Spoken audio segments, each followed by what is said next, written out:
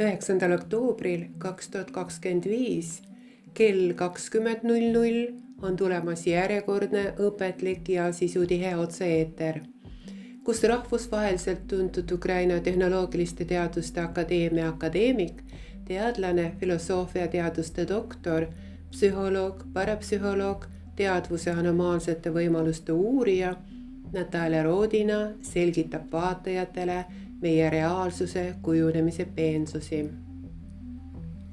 Selle otse-eetri teema on järgmine.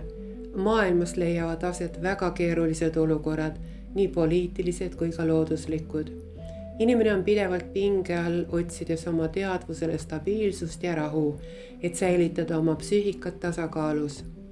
Kuid kahjuks viib see otsing paljud sageli vastupidise tulemuseni, mis võib olla kas vale metoodika kasutamise või teatud üheülbaliste väärteadmiste tõttu.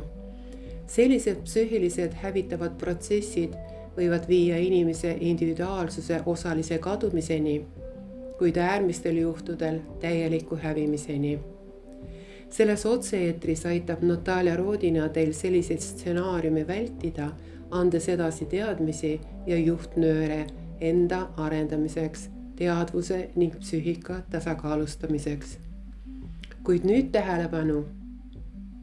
Otse-eetrit vene keeles on võimalik vaadata ja kuulata juurde lisatud lingilt ning eesti keeles on võimalik kuulata ainult sünkroontõlkena Zoomis, vaadates hääletult otse-eetrit.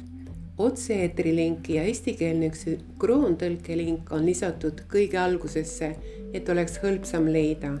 Tõlget ei lindistata, meeldivad jälgimist, kuulamist ja kaasamõtlemist. Ootame teid jälle.